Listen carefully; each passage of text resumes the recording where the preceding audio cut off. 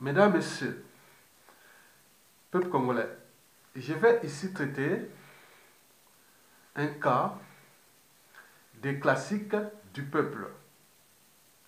Le cas de la démission du président algérien Bouteflika.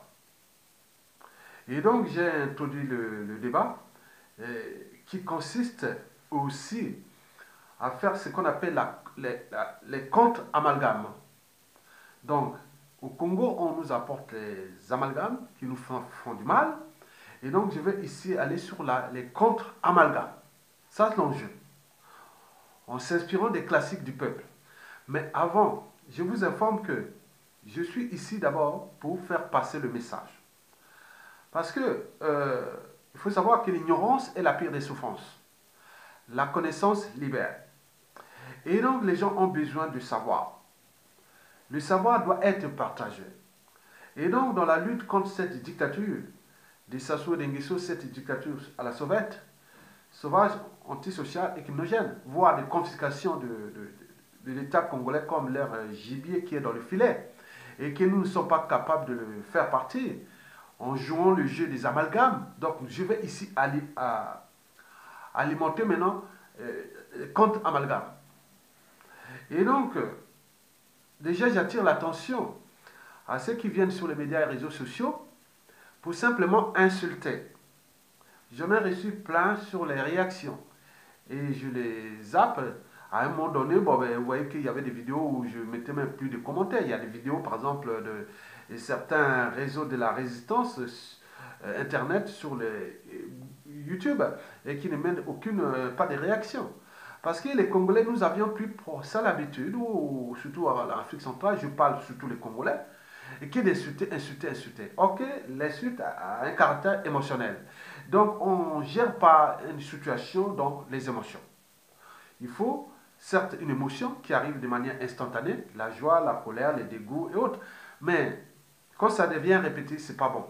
On gère une société par la raison. Parce qu'il n'y a rien de plus élevé dans la vie que la raison.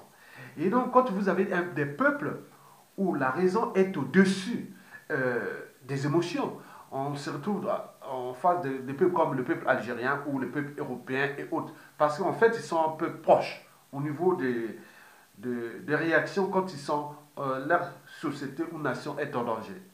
Tant au niveau politique, économique et autres. Donc, or que nous sommes dans les émotions. Or, les émotions ont un caractère souvent affectif et donc de soumission. Et c'est les raisons pour lesquelles nous sommes là. Ça sont en train de fracasser ce pays. Et tous les jours qui passent là-bas, les gens meurent là-bas. On a perdu plein de gens. J'en ai perdu plein de membres de la famille. Ils sont en train de mourir là-bas par des conditions de vie exécrables. Je vis ici en France depuis des années. Les morts que j'ai vus souvent, c'est soit par accident, hein, ou, oui, accident surtout. Voilà, donc la vieillesse, c'est rare. J'ai pas vu les gens pleurer par-ci, par-là, non. Déjà, le nombre de morts ici en France, c'est dû à la vieillesse, hein, et surtout par accident. Ce n'est pas les gens qui meurent comme des mouches dans les morgues. Il faut aller dans les morgues de Brazzaville. C'est plein à caquer des cadavres de tout âge. Et donc, qu'est-ce qui se passe? C'est comme dans une organisation, qu'elle soit État, entreprise ou association, quand il y a un dysfonctionnement, c'est celui qui a la tête qui en est responsable. Donc, le poisson pourrit toujours par la tête. Après, c'est la chaîne des responsabilités. Aujourd'hui, qui est au sommet de l'État congolais? C'est Denis Sassou Nguesso. C'est lui. Allez attaquer Sassou Nguesso, allez l'insulter. Mais pourquoi venir nous insulter? Donc, nous sommes là pour apporter le savoir et la connaissance à ceux qui nous écoutent, parce que parmi nous, je ne suis pas que moi-même. J'ai aussi mes partisans, mes amis, j'ai ma famille, j'ai tout. Donc, moi, je laisse ça pour les besoins déjà de la réalité, aussi demain peut-être historique. Et donc, ne venez pas vous ennuyer sur mes vidéos. Donc, moi, qui ai 2 ou 3 personnes qui lisent parmi mes 10 000 abonnés sur YouTube, et donc, moi, je fais passer le message. Et je l'ai constaté que la plupart des vidéos à l'époque, ou même des articles que j'écris dans certains réseaux, et je vois quand il y a des Arabes ou les Européens, il y a toujours une réflexion derrière. Mais nous, c'est toujours un peu soit amalgame ou insulte et autres. Non. vous devez changer de mode de pensée. Parce que pour construire une société meilleure, il faut tout simplement repenser nos modes de pensée. Donc pour penser, il faut déjà franchir certaines barrières qui sont déjà la raison, au-dessus des émotions. Et c'est ça que je vous invite ici. Mesdames, Messieurs, ceci dit, vous avez tous vu la démission, écrit la démission de Bouteflika. Donc depuis 3 semaines, les Algériens sont dans la rue. Et donc ça devait continuer comme ça, c'est pas encore terminé, cette affaire-là. Le pouvoir était en sourcil et l'opposition divisée. Le peuple a dit, qu'est-ce que ça peut faire? Nous, on a pris la décision en tant que peuple souverain, on a le pouvoir. Donc ils sont là, en train d'aller jusqu'au bout. Donc nous, on serait dire non, mais les quartiers nord, sud, est, ouest, on peut tout mélanger. Et il y a des gens qui alimentent ces amalgames et qui créent l'amalgame, créent la confusion. Et dans la confusion, c'est pas bon au niveau des relations sociales. Et le genre souvent, genre d'amalgame engendre souvent des climats de méfiance. Donc on se méfie entre nous et surtout de défiance, c'est-à-dire on s'évite. Et c'est pas bon. L'art de diviser pour régner, et là ça marche. Et c'est la faute pas à Denis Sassou Nguesso, mais c'est à nous-mêmes en tant que peuple. Et c'est ce que je vais vous expliquer et faire le décryptage déjà de ces amalgames et alimenter aussi les contre-amalgames pour que ça s'annule, pour que ce soit un ensemble vide. Amalgame plus contre-amalgame égale ensemble vide. Et donc, on peut commencer une nouvelle étape. Mesdames, Messieurs, ben oui, en 2015, au Congo-Brazzaville, exactement en octobre, il me semble qu'il y avait eu 50 000 à 100 000 Congolais étaient partis dans la rue pour oser dire non à Sassou Nguesso dégage. Hein, dire que on était parti pour dire Sassou Nguesso dégage. Et le peuple avait envie en fait d'en découdre avec Sassou Nguesso. Et donc les organisateurs, ils ont invité ces Congolais, et viennent là comme des moutons, allez, vous allez manifester, rentrez chez vous, calmement, allez, rentrez chez vous. Et donc, attends, on n'était pas là, on a réussi à faire venir les gens. On devait rester là, ou des obéissances civiles, ou tout ça. Il a manqué de structuration, d'organisation et même de coordination de la contestation. Donc, on mesure à quel point le niveau cognitif de ces gens et leur volonté est très bas. Et donc, on mobilise les gens pour venir faire leur discours, comme là. Ils pouvaient m'écrire ça et envoyer ça ou autre. Mais là, c'était vraiment l'arnaque contre le peuple. Mais là, en termes de responsabilité, eh bien oui, rien du tout. Ailleurs, on dit non, vous avez mobilisé, vous avez laissé en plus, on nous a massacrés, même après ces meetings, il y a eu plus de 200 jeunes tués. Et là, ils sont là, tranquilles. Et c'est pas bon, non, avec ce peuple-là. Si on est homme politique qui n'a même pas reçu mandat, on n'est même pas crédible, il suffit d'avoir des troupeaux de tribus minoritaires ou majoritaires derrière vous et venez les gérer comme des moutons. Ça, c'est sûr et certain. Donc, on leur a demandé de rentrer comme des moutons et les pauvres gars sont rentrés comme des moutons. Et ça ne s'arrête pas là. Donc, on était rentré dans les amalgames. Donc, on a dit que les quartiers sud, par exemple, étaient plus mobilisés que les quartiers nord de Brazzaville, la capitale. C'est comme Alger. On dit c'est pour Bouteflika dégage. Et c'était les quartiers nord d'Algérie, d'Alger. C'est-à-dire le côté en face avec la mer Méditerranée. Et le sud d'Algérie, en allant vers le Sahara. Et donc, voilà. Donc, moi, je ne sais pas. On n'a pas vu ce que j'ai demandé puisque j'ai des images. J'ai Donc, l'amalgame est rentré là. Mais au cœur de ces quartiers nord, Brazzaville et sud Brazzaville, ceux qui ont alimenté ces amalgames, c'est tout justement les tribalismes inconscients. Ils sont plus brutaux, c'est les grands tribalismes et qui se cachent parce que quand l'autre est au pouvoir, on dénonce le tribalisme. Quand ils reviennent au pouvoir, et ils le pratiquent. Et ça n'a jamais changé depuis la nuit des temps au Congo-Brazzaville. Donc, les problèmes des quartiers nord, sud, est, ouest, c'est tout simplement ces tribalistes qui sont plus que les racismes. Hein. Et donc, qui alimentent ça. Et que parce que le fait de manifester, ça va massacrer les quartiers sud. Elle n'allait pas. Donc, on vous invite, il s'agit bien sûr d'une invitation, soit volontaire ou même affective, c'est-à-dire émotionnelle, à se soumettre. Donc, les gens étaient rentrés chez eux et on dit non, les quartiers nord de Brazzaville étaient moins mobilisés que les quartiers sud de Brazzaville. Bon, quand on voit les images, je vous dis sincèrement, Il n'y a pas photo. J'ai dit c'était du 50-50. Regardez sur les images.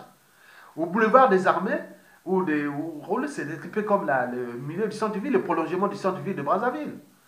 Mais si la ligne de démarcation de 1959 de nord-sud, c'était au centre-ville. Bon, donc, quand on a vu, regardez, ceux qui partaient vers les quartiers sud, peut-être c'était les partisans de Kolela et d'autres qui étaient invités là. Et au nord, et ceux qui repartaient vers Mungali, Talangaï, Ouenze, Potopoto, tout ça c'est des quartiers nord. Monkondo c'est des quartiers nord. Ceux qui repartaient là-bas vers Filou, on peut dire est ou ouest, voilà. Bon, donc,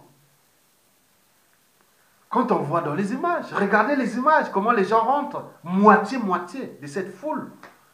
Donc les gens qui sont partis dans les quartiers nord, Mungali, peut-être c'était les Nibolek, qui étaient chassés peut-être de 1993-94 par les quartiers sud, les Lari Congo, Bakongo et Maklekele. Bon, ils sont revenus là, peut-être. Bon, parmi ces gens, on a oublié les partisans de Kobi Salsa. Il est quoi? Du nord, du sud, je ne sais pas.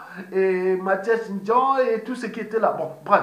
Donc, il est vrai que si ça suffit de faire un sondage, hein, demander à tous les Congolais qui étaient ce jour-là, regardez les images, on ne peut même plus tricher. Donc, je ne vais pas continuer à faire Donc, Sassou est indéboulonnable à cause de ces amalgames nord-sud. C'est-à-dire, on parle du racisme au Congo. C'est comme si vous étiez, je vous explique, vous Algériens, c'est comme si pendant la manifestation qui est toujours en cours, puisque tout n'est pas encore terminé, on va se demander, bon ben, est-ce que c'est des Kabyles ou c'est des Berbères? Est-ce que c'est des Arabes? Est-ce que c'est des musulmans, salafistes, djihadistes? Et donc on se demande. Ceux qui sont mobilisés viennent des quartiers nord d'Alger. Ils font comme ça?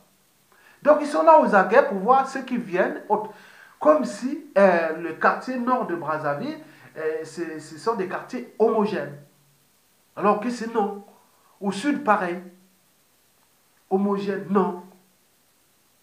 Il y a des mélanges, il y a des mariages, il y a des vies, tout.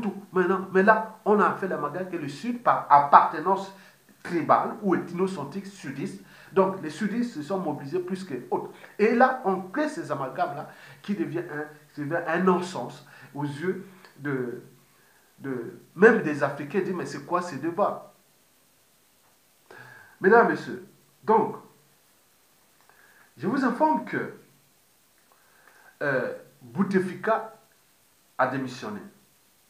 Et c'est vu. Est-ce que les questions que tout le monde se pose, est-ce que c'était les quartiers sud d'Alger qui étaient plus mobilisés que les quartiers nord d'Alger? Est-ce que, excusez-moi, est-ce que c'est le nord d'Algérie ou des sudistes d'Algérie?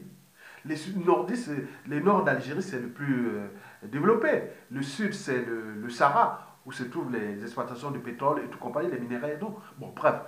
Donc, est-ce que c'est des nordistes? Est-ce que c'est des sudistes? Bon, vous savez que nous sommes dans les pays du tiers-monde.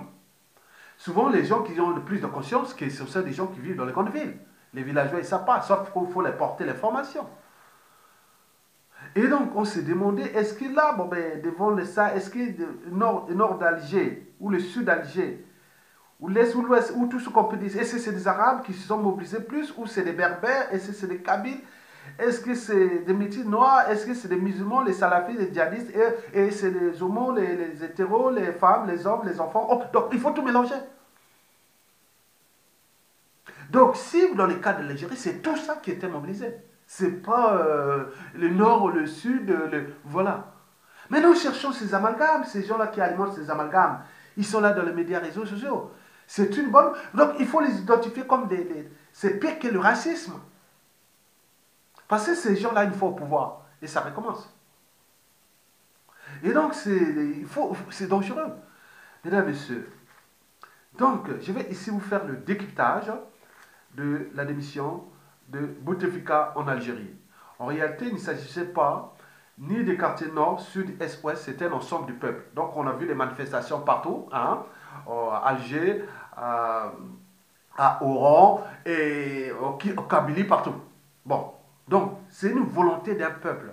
Donc, parmi ça, on a vu les Algériens de toutes les couleurs. noirs, arabes, jaunes, autres, qui étaient là. Ils étaient là. Et on a vu aussi beaucoup de jeunes. Beaucoup de jeunes. C'est l'ère à venir qui les concerne. Hein. Ils sont là.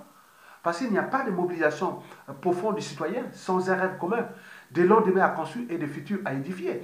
Et donc les Algériens, les jeunes, ils disent non, oui, peut-être Bouteflika dégage, on peut en faire, donnez-nous l'espoir, donnez-nous le temps de souffler un peu, de respirer un peu. C'est comme on est un peu étouffé. Laissez-nous au moins un autre. Ils ont écrit tous les messages comme ça. Communiquons. Laissez-nous respirer un peu. Bouteflika, s'il vous plaît. Et d'autres, laissez-nous rêver un peu. Voilà le mot que les femmes mettaient. Rêver, rêver, rêver. Laissez-nous rêver un peu. Eh bien oui. Et donc, il y avait plein de jeunes. On a vu aussi sous 100% des manifestants et autres, on vit 30% des femmes. C'est jamais vu. Contrairement au Congo en 2015, il n'y avait que 5% des femmes. Et vous voyez que dans un pays musulman, les femmes se mobilisent plus que même dans un pays chrétien, animiste chrétien comme chez nous. Regardez, c'est le paradoxe. Mesdames, Messieurs, 3 semaines dans la rue. Comme ça me fait rappeler cette histoire de la Corée du Sud, où les Coréens du Sud étaient restés, les jeunes sont restés 5 mois dans le froid, en novembre 2016 jusqu'en février, à peu près 2000, en octobre 2016 jusqu'à peu près en février ou mars 2017. Et pour faire partie de cette présidente qui avait simplement fait des magouilles sur les comptes publics pour moins de 10 millions d'euros. Et donc ils sont restés, ils ne sont pas, tiens. Les jeunes, voilà, dans la rue, assis, venez nous chercher. Et donc, pouf, la présidente a été destituée, maintenant elle est coupée en prison, elle a 24 ans de prison. Vous voyez ce qui se passe aussi au Brésil, où le président Lula est en prison, plus le nouveau qui l'avait remplacé aujourd'hui a su des affaires. Mais ça, c'est des peuples, ça, c'est des sociétés constituées. C'est pas vous dans l'indignation, on parlait du nordiste, du sudiste à l'échelle primaire, c'est-à-dire tribale. Qu'est-ce qu'est la tribu? La tribu, c'est quoi par rapport à l'enjeu d'une nation? Donc, vous avez compris. Et donc, ils sont là, restés là, ils lâcheront rien. Et depuis là, ils vont jusqu'au bout. Et nous disons d'ailleurs, vive l'armée algérienne. Vive l'armée, parce que depuis la guerre d'Algérie jusqu'à nos jours, l'armée est restée toujours présente. Quand les intérêts de la nation sont en danger, je vous dis que les fondamentaux des armées, c'est quand les intérêts d'une nation sont en danger du peuple.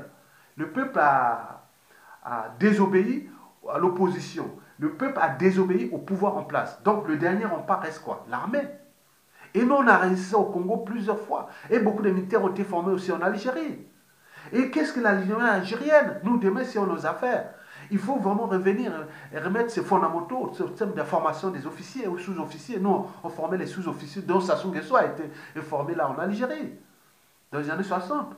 Et donc, nous, il faudrait intégrer les fondamentaux en dehors de la formation militaire. Il faut intervenir les principes et fondamentaux des armées. Vous êtes le dernier rempart du souverain peuple, quel que soit le régime politique. Et là, pour nous, c'est plus ça. Donc, vive l'armée algérienne qui vient de remplir ça. Bien sûr qu'ils ont des cerveaux là-bas. Mesdames, Messieurs, donc, je reviens sur le cas à traiter de Bouteflika.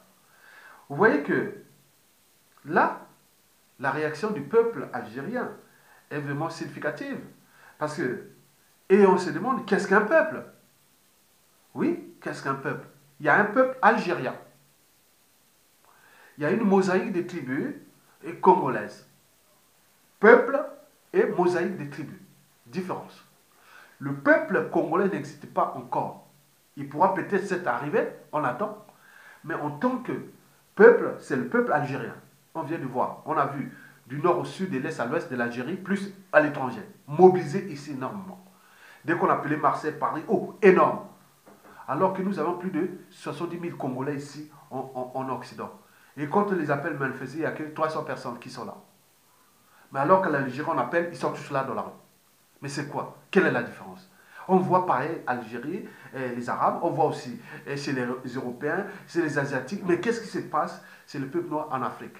Qui n'y a pas que pour aller faire la musique, aller danser, aller faire, voilà, suivre les messages d'un tyran, d'un dictateur, et voilà. Donc, vous avez tout compris. Et donc, qu'est-ce qu'un peuple? Un peuple, c'est d'abord la somme des libertés et des dignités individuelles. Eh bien oui, c'est comme le quotient intellectuel d'un groupe. C'est égal à, à celui du plus idiot et de ses membres. Donc, la qualité d'un peuple, c'est pareil. Donc, donc c'est la somme des libertés et des dignités individuelles qui font un peuple. Comme disait Dia Monterland dans La Marée d'Histoire, dans un pays, il n'y a que deux parties. Il y a ceux qui osent dire non et agissent, et ceux qui ne l'osent plus. En réalité, derrière ces réactions se cachent toujours les problèmes de liberté et de dignité individuelle. Donc, plus vous êtes le nombre de gens qui sont libres et dignes, ils sont supérieurs à ceux qui sont pas libres et dignes dans leur tête. Et là, ça crée ces peuples opprimés ou esclaves, parce que la liberté et la dignité sont les deux premières et fondamentales des droits de l'homme et des citoyens. On vous prive des libertés et des dignités. Vous n'êtes plus libre, vous êtes esclave. Et donc, le peuple algérien n'est pas un peuple esclave. Il a prouvé qu'au moment que sa liberté, sa dignité est remise en cause, et à ce moment, ça regroupe comme un seul peuple, comme on voit dans les buffles. Et quand ils sont attaqués, ils se structurent, s'organisent et agissent, alors que les moutons, ils sont là, ils attendent à qu'il est tout. Parce qu'ils ne sont pas libres dans leur tête déjà. Ils ne savent pas défendre leur liberté et dignité. Et donc, nous, le peuple algérien vient de prouver, parce que, oui, il a montré qu'il est un peuple. Et donc, ils sont libres et dignes dans leur tête. Parce que la liberté est d'abord dans la tête. Celui qui est libre ne se laissera jamais faire. La liberté, c'est dans la tête. La dignité, c'est dans la tête. C'est les raisons pour lesquelles les peuples qui sont libres l'ont certainement mérité, parce qu'elle commence déjà par cette liberté qui est dans la tête, la dignité dans la tête. Et donc, quand tu es libre et digne dans la tête, mais quand tu arrives à une situation, tu ne peux pas te laisser faire. Sinon, à quoi ça sert d'être libre? Et si vous êtes libre et vous n'osez pas exprimer votre liberté acquise, et qu'est-ce que ça, vous n'êtes pas libre. Donc, le cas du Congo-Brazzaville, nous ne sommes pas des peuples libres, dans la tête, et ça se voit.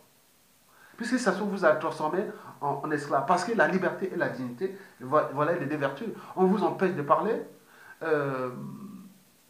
de publier, d'écrire, de manifester, même de mobilité et tout. On vous empêche tout. Tout, Brazzaville, en politique, on ne peut même plus faire quelque chose à Brazzaville sans que ce soit on voit les forces de l'injustice pour venir vous attaquer, alors que ces moyens sont les moyens de l'État, de tout le monde, du commun alimentaire. Et nous ne savions pas que la police, les armées et les administrations, les institutions sont du peuple. C'est pour nous, ça se voit partir. Mais on ne sait pas. On laisse croire que c'est lui. Et donc, chaque fois, on vous empêche de parler, de manifester, même de penser et tout compagnie. Mais là, vous n'êtes plus autre. Même au temps de l'esclavage et même du colonialisme, surtout le colonialisme, on peut en parler, puisqu'il est arrivé les mouvements d'indépendance. Les gens parlaient. Mais là, on n'est plus à ce stade. On ne peut même plus parler, on ne peut même plus manifester, on ne peut même plus, ni. Alors là, dites qu'on est esclave. Sassou vous a transformé en esclave. Moi, je suis civil, politique et militaire. Après Sassou Nguesso, j'aurais la honte de parler que les gens, nous qui venons d'Europe, que nous, autant de Sassou, ils nous avaient fait. Non, c'est la honte, c'est la honte, c'est la honte. C'est les Arabes. Non, je vous informe, et ce que Sassou fait là, si c'était, c'est les Arabes, non, ça ne passera pas. Mesdames, messieurs, je vais ici faire les conditions de vie, le cadre de vie urbain comparé entre le Congo et l'Algérie. Regardez-nous, l'Algérie, le cadre de vie, pour eux, c'est moins de 10% de ce que nous sommes là-bas. Nous, c'est 90% de conditions urbaines ou de vie de merde. Les conditions de vie en Algérie sont proches de l'Occident européen, donc des standards internationaux. Parce que, malgré les dictateurs, il y a des élites qui travaillent quand même quelque part pour structurer l'écosystème. Regardez les villes algériennes, regardez comment on structure. Il y a des squats, il y a des parcs, des jardins et tout ça comme des modèles. Ils ont appris, ils comprennent, c'est un état d'esprit. Mais nous, regardez là-bas, c'est les villes poubelles, rien du tout. Il n'y a pas quelque chose qu'on voit qu'il y a. Il y a c'est comme la science qui étudie les qualités des œuvres bien faites, comme on l'appelle, la philosophie, là, comme on l'appelle. C'est pas la philocalie ou la biocalie. Donc, vous voyez ça, c'est voir l'art de voir ce qui est beau. Mais là, comment on voit en Alger, les villes, c'est suspect. malgré que nous sommes encore dans le tiers-monde. Mais c'est proche, conditions de vie urbaines. Mais nous, mais conditions de vie exécrables, mais on n'est pas capable de s'entendre ensemble comme un dénominateur commun, comme le font les Algériens. Parce que je vous ai dit, la première raison, parce que c'est la liberté, la dignité dans la tête. Maintenant, il n'y a pas que ça. Un peuple aussi a ses droits et devoirs envers sa société. Et par conséquent, quand tu vois que la société ou la nation ou les institutions, tout est en danger, à un moment donné, on essaie un peu de faire le jeu. Mais après un moment donné, la coupe est pleine, quoi. On agit. Mais là, nous, c'est indéfiniment. On continue toujours à alimenter les amalgames nord sur nord. Donc on oublie même nos droits et devoirs de peuple. Donc nous ne sommes pas peuple. Donc c'est une mosaïque des tribus. Chacune avec ses intérêts particuliers et partisans, dont on a placé des acteurs politiques plus ou moins crédibles et surtout n'ont pas reçu mandat. Le fait de créer un parti tribu ou autre qu'on mobilise les gens, on reste là, ils n'ont jamais été élus puisqu'on est en dictature. Comment vous allez vivre l'alternance politique et encore moins la démocratie avec un peuple qui a tout renoncé à ses droits et devoirs de peuple? Et comme ça se prouve là depuis 2015 à nos jours. Et donc nous ne sommes pas courageux. Nous ne connaissons pas nos droits et devoirs. Regardez ce qui s'est passé en Algérie entre 1991 à 1994, quand il y a eu les élections du fils Touquet et tout ça. Mais il y a eu une violence énorme. Non, il ne faut pas voler mes élections. Et donc, ça a duré 4 ans. Il y a eu même un attentat à Marseille, avec l'intervention des GN et autres. Et on a vu un parti d'Alger arriver à l'aéroport de Marseille, à Mérignac. Vous avez vu ces histoires-là, on appelle les moines de Tibéride. Il s'est chauffé à cause on a triché une élection présidentielle. Et nous, au Congo, Brazzaville, Jean-Marie Michel Mokoko qui a fait tout pendant cette période de 91-92. Et on reconnaît, mais on l'a abandonné. Les hommes politiques sont là, chacun attend son tour. Mais quoi? Ça ne viendra pas. Si on ne règle pas ce problème de Mokoko et de tout ce monde pendant une période de transition, de récupération de ce pays, pensez votre truc, vous allez vous fracasser après. C'est un pays qui sera perdu parce que les couteaux sont tirés. Et donc, vous allez vivre que ça. Donc, je vous éveille votre conscience. C'est pas possible. L'Issouba a subi, regarde ce qu'il a. Croyez que ça sort comme ça? Tu crois que les gens sont là calmes pour eux? Donc, un peuple qui ne peut pas prendre ses responsabilités, vous allez faire quoi? L'alternance politique, démocratie avec ce peuple-là? Le peuple-là ne peut que vivre dans une dictature. Ou si on peut entendre ensemble pour repenser d'autres formes d'organisation, d'accès au pouvoir. Donc, on ne peut que passer par la période de transition de la restauration. Puisque nous ne sommes pas un peuple, on est en train d'observer les autres formes. Depuis 2014, combien ça a changé partout en Afrique et même dans le monde. Mais nous, on est là dans tous les bassins du Congo, l'Afrique centrale, et oui, on est là en train d'observer ces dîners. Voilà, trouver les boucs émissaires, la France. Mais ça commence à bien faire. Donc, nous ne sommes pas courageux, nous ne sommes pas libres et dignes, nous ne connaissons pas nos droits et devoirs. Bouteflika, oui, bien sûr, on l'a laissé faire pendant une période de stabilité post et Kaou qui était venu déjà de ces affaires, des années-là de 91 à 94, c'était chaud. Et donc on l'a laissé calme pour stabiliser, mais à un moment donné, on dit non, laissez-nous maintenant rêver. Donc ils ont pris leurs responsabilités. Donc le gars a démissionné parce que même le pouvoir et l'opposition a conscience que ce peuple-là est dangereux parce que si on continue comme ça peut se terminer très très mal. Donc ils savent que c'est un peuple de loups et de buffles. Donc attention danger. Parce que si ça dérive, autre. Bon, donc, mesdames, messieurs, je vous informe que ce que vous venez de voir en Algérie est significatif et rentre dans les classiques de peuple. Donc le peuple, est d'abord la liberté et les dignités individuelles. Le peuple, c'est des droits et devoirs. Le peuple, c'est le pouvoir. Parce que l'opposition est obligée donc tempérer aux injonctions du peuple tenant à faire respecter l'expression de la volonté générale. Le pouvoir, pareil. Et donc le peuple, là, on va là. Jusqu'à là, c'est pas encore terminé. Mais nous, au Congo, regardez, en 2015, on a tué 200 jeunes et plus ceux qui étaient mis à côté. Et là, aucune réaction. Vous croyez que c'était en Algérie? C'est l'Arabe. Ça aurait pu faire ça. Ça aurait déjà terminé sa vie là depuis.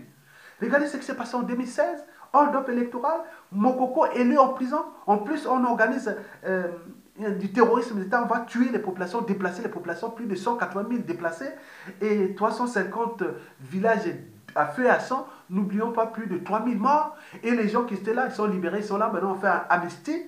Mais vous voyez que c'est quel peuple? En Algérie, ça sera pareil. Moi, j'ai interrogé tous les deux. Non, non, non, non, non, non, non, ce ne sera pas pareil. Sassou aura peut-être un attentat ou tout. Il y aura quelque chose. Depuis, Sassou ne sera plus là, peut-être là depuis 2000, fin 2016. Il ne serait plus là. Il ne serait plus là en vie. Ou il serait autre. Non, c'est ça la différence. Donc, un peuple, en dehors des fondamentaux, il y a des libertés fondamentales, hein, des libertés individuelles et de la dignité individuelle, plus les droits et devoirs et le pouvoir, mais il y a aussi le courage. Là-bas, s'ils ne prennent pas conscience, ils savent, là, même la France, vous savez que Macron, et ce qui l'inquiète, c'est la situation algérienne. Parce que ça peut aller trop loin. C'est des peuples qui sont comme les Européens. Tu les vois se calment comme ça, mais au mot courage, regardez les gilets jaunes, comment ils ont suturé ça. Mais on croit que c'est perdu, mais ils se suturent. Là-bas, c'est comme ça. Mais donc, ils sont organisés, suturés, et nous, on est des peuples plus ou moins intelligents, peu suturés, moins organisés, et pire encore, on n'est pas courageux. Et donc, ce qui fait que Sassou Nguesso est là. Et le danger, c'est que, bon, ben, ça donne les idées aux autres, quoi. Quand Sassou Nguesso va partir, bon, ben, les autres peut-être pourront continuer si on ne prend pas conscience. Mesdames, messieurs, et pourquoi Sassou est là? Parce que nous ne sommes pas un peuple. Nous sommes une mosaïque de tribus. Chacun avec ses intérêts particuliers partisans. Et ceux qui croient qu'ils ont des majorités uniques, compactes, mais ce serait mieux. Il serait le nombre de désobéis ou d'insurrections qui prenaient le pouvoir. Mais là, rien du tout. On nous parle que nous sommes nombreux, aussi nombreux. Mais là, rien du tout. On leur a donné les liens de désobéissance civile, tous ensemble. Faites la désobéissance civile et on peut vous laisser prendre le pouvoir. Comme si le pouvoir n'est pas au niveau des courants de pensée, la volonté politique, elle n'est que majorité ethnique, parce que tous ceux qui ont travaillé avec Sassou du Sud, et du Nord, mais c'est parce que c'est... Voilà, vous voyez ces trucs-là. Et il y a des gens des officines qui alimentent ces débats. Donc on voit la situation pour Sassou Nguesso qui sera difficile. Parce qu'avec ce peuple-là. Donc un peuple n'est pas une mosaïque des tribus et qui ne roule que par ses intérêts particuliers partisans. Un peuple, c'est comme une fédération, hein, des libertés et des dignités déjà individuelles dont la mission est de défendre en commun nos droits et devoirs envers la nation et la société. Donc, l'union n'est pas la fusion, l'union c'est l'unité. Même c'est écrit dans les valeurs principes valeurs de la République du Congo, unité, travail, progrès, mais où? Donc il n'y a pas. Et donc c'est dans les principes même de la fédération ou de l'unité qu'on doit surmonter des épreuves ensemble et en action. L'indignation d'abord, et après on passe à la structuration, à l'organisation et à la coordination d'indicateurs des gages. Mais on n'est pas capable par rapport à les raisons précitées. Et donc, quand on arrive à la situation algérienne, et donc les peuples algériens, sont des peuples libres. Parce que la liberté et la dignité déjà dans la tête. Et en plus, ils savent leurs droits et devoirs. Bien sûr qu'ils sont éduqués. Et bon, il faut savoir aussi que c'est un peuple qui défend ses droits et devoirs. Ils ne se laisseront jamais faire. À la différence des peuples opprimés, et qui sont des peuples esclaves. Parce que la liberté et la dignité, ils ne savent pas. Et ça sont en train de rouler. Regardez tous les hommes politiques qui sont tenus en laisse, et les prisonniers politiques, plus les hommes politiques qui sont tenus en laisse, le peuple là, même ça devient normal. Chaque fois, c'est comme ça. Mais dire non, c'est pas possible, c'est pas possible. Cela ne veut pas dire qu'au Congo, il n'y a pas des gens qui sont courageux comme moi, comme d'autres. On est peu, mais en volume, on est petit. Mais c'est tout petit. Donc, mélanger avec les amalgames nord-sud, ça crée la confusion, mais il faut trouver. Et donc, le peuple congolais, c'est un peuple esclave, en ce moment-ci. Parce qu'il ne sait pas défendre sa liberté, sa dignité et surtout ses droits et devoirs envers la nation. Ça sont en train de fracasser ce pays et ils sont en train de constater. Et le peuple algérien vient de le prouver. Donc le peuple algérien, c'est un peuple libre et digne parce que la liberté chez les Algériens est d'abord dans la tête. Oui, ils ne se laisseront jamais faire. Ils aiment, voilà, vous voyez comment les Arabes disent l'honneur, l'honneur, attention l'honneur, il faut faire attention. Mais nous, c'est les déshonneurs. Bon, donc j'ai dit quand même en terminant, j'ai dit vive l'armée algérienne, parce qu'elle a fait son boulot, parce que l'armée est le dernier rempart, et c'est bien comme ça. Je pense que les leçons d'éducation, si on les a fait, au Congo, s'il y avait les trucs là, pour envoyer fermer nos sous-officiers en Algérie, demain, nous allons intégrer dans ces programmes, nous allons envoyer des Congolais qui, au moment de la formation, oui, c'est-à-dire vous allez faire une formation de sous-officiers en Algérie, et en venant de cette formation, à la fin de cette formation, ou même d'officiers, hein, surtout officiers et autres, parce qu'ils sont occupés de commandement, et oui, donc vous aurez 1 an, ou 6 mois, 1 an, de cours des fondamentaux des, des armées, en termes de ce que nous faisons pour le cas de notre pays. Et donc vous aurez tout un programme et qui va ensemble dans cet état d'esprit. Regardez l'application des armées comme l'avait fait Mouzaka et Mouzabakane. Et n'oublions pas Mokoko en 1991 avec Raymond Damasgolo, mais il n'y a plus ça. C'est le seul péril qu'on a eu. Mouzaka et Mouzabakane en 1963 et le général Jean-Marie Michel Mokoko en 1991-92, à la fin de la guerre froide, qui a osé dire non à Sassou. L'armée c'est pour le peuple, il ne va pas se battre contre son peuple. Il défend le peuple la volonté est là, et qu'il faut aller à la transition, il faut là, on y va. Mais là, avec cette armée-là de Sassou, là, c'est terminé. Là, c'est la honte. Nous, déjà, le peuple, on a tout laissé faire, mais l'armée n'a pas pris les responsabilités parce que ça soit avec ses moyens de l'État militaire et quoi qu'elle ait tué. Mais alors que ce n'est pas possible. Je vous dis que ce n'est pas possible. Si en son temps, Brazzaville, la capitale, plus de 1,5 million d'habitants, presque 2 millions aujourd'hui. Mais mobiliser comme on avait mobilisé là, 100 000 personnes là, dans les rues de Brazzaville, Sassou ne va pas tuer. Il ne pourra pas. S'il tue, de ces masses-là qui disaient du nord au sud, de l'est, mobilisés là, et là, je peux dire non, ça va être chaud. S'il tue, moi je dis que, ah non là, je ne veux pas alimenter des choses parce qu'on peut se trouver dans des situations au moment de la violence, au moment de la sortie de là. L'Algérie a eu ces périodes-là entre 91 à 94, 40, et il y a eu beaucoup de pays qui sont rentrés dans ces processus de violence incontrôlable. Et donc, majoritairement, nous en Afrique, la responsabilité est souvent par association. Donc on va dire, non oui, la faute c'est tous ces gars-là de Sassou, hein, le clan, la famille, la tribu, autres. Donc il peut arriver sur des situations incontrôlables. Donc il ne pourra pas. Donc mobilisez-vous, mettez les gens dans la rue. Et dedans, déjouez-vous de ces hommes politiques. Il n'y a rien. Déjouez. Regardez ce qui se passe en Algérie. Mettez là. Non, c'est quoi? Ce n'est plus le quartier nord-sud. Dites seulement, restez chez vous. Les administrations, rien ne marche. Aéroport bloqué. Et tout le reste, restez chez vous. Ne veut pas dire les quartiers nord ou sud. Demandez seulement de rester chez vous. N'allez pas travailler dans les administrations qui ne servent à rien parce que les fonctionnaires vont travailler pour rien. Et ils n'ont plus de salaire. Les retraités depuis 3 ans n'ont plus de retraite. Les salariés, pareil. Tous les structures sociales, économiques est dans la merde. Si on continue comme ça, c'est un suicide. Et qu'est-ce que vous attendez? Ça c'est un net mortel. Il va partir. Il est en train de vivre, mettre sa dernière cartouche pour sauver sa peau, ses intérêts, son régime, pour combien de temps encore? Donc, l'enjeu n'est plus nord-sud. Restez chez vous, désobéissance civile, ville morte. Puisqu'on ne veut pas mettre les gens dans la rue. Mais on peut les mettre dans la rue. Il suffit de structurer, d'organiser et de manager, ou même de coordonner. Les quartiers nord-sud, par des postes, des petits trucs groupés autres. C'est un problème de structure, merde. Excusez-moi, pardon.